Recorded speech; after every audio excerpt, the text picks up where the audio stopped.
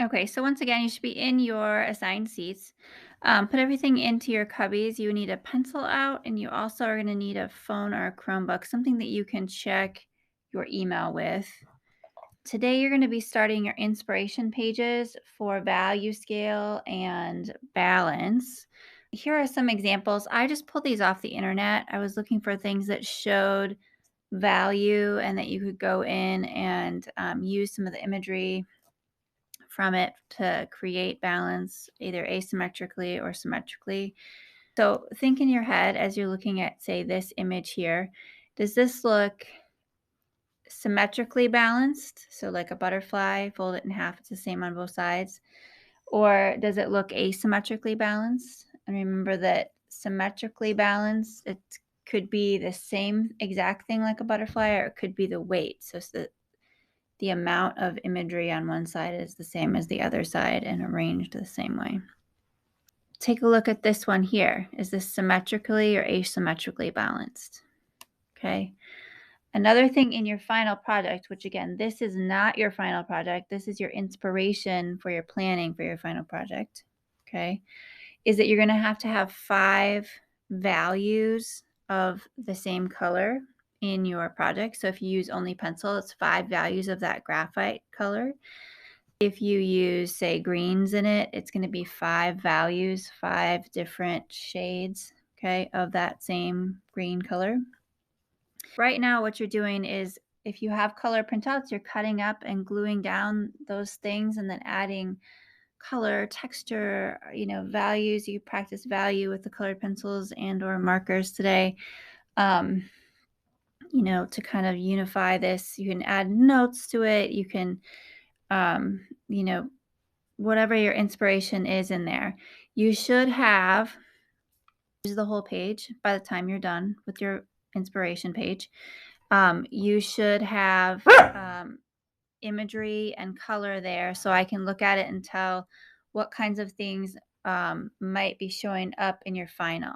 Okay. So if you make your inspiration page, you've used all shells, then you can't have pictures of houses in your final, right? Because you're looking at this inspiration page and that's where you're drawing your imagery, your colors, things like that from. So keep that in mind as you're working on this inspiration page as well. It's all coming from this. So if it's not on this inspiration page, you can't use it. It also has to include 5 shades of value of one color. And you have to be able to tell me, is it symmetrically or asymmetrically balanced? And tell me how. Tell me the evidence from what you've created in your final. Okay. So not from this, but in your final, how that's there. Okay.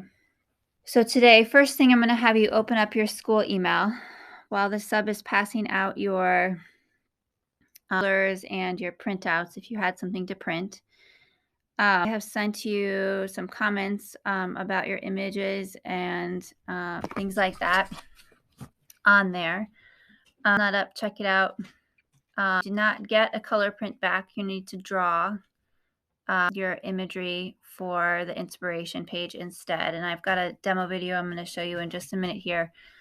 Me doing that exact same thing.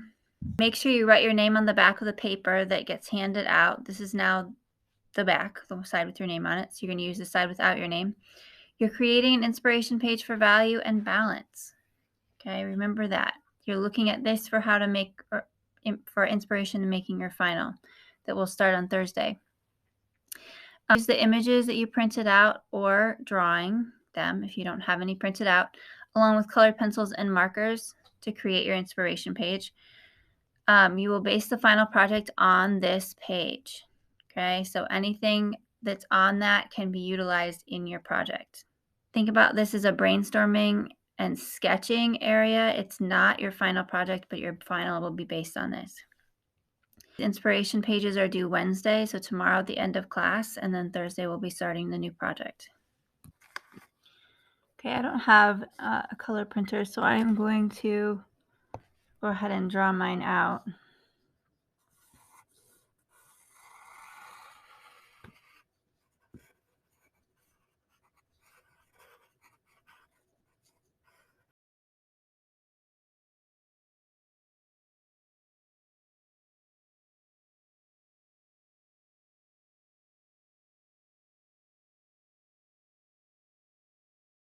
So one thing that I'm inspired by lately is plants, and I like especially botanical drawings with the roots on them still.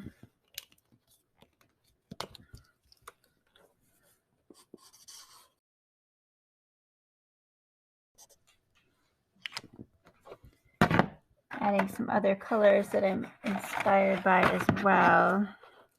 If you look around my classroom, you remember that I'm a painter, and I like to I paint using only primary colors, and if there's any other colors on there, they mix as I'm painting, except for I do add white and black sometimes.